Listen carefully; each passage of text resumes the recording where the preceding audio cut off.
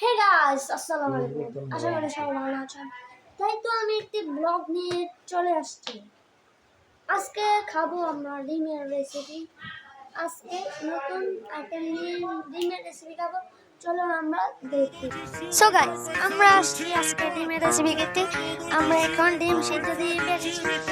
আর এখানে ভাইয়া ডিম ডিম করে পেঁয়াজ দিয়ে কাটতেছে আর শসা লেবু টেবু কাটতেছে।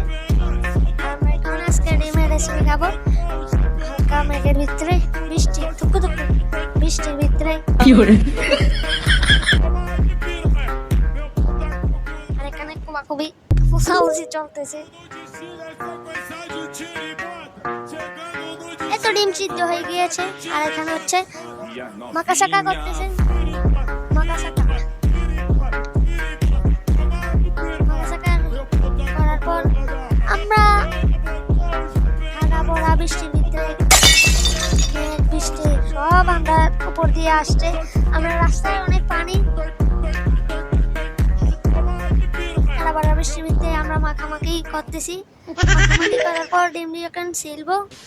টুং করে এখন পোকা দিলে ছিলা হয়ে যাবে। এরপরে আমরা খাবো।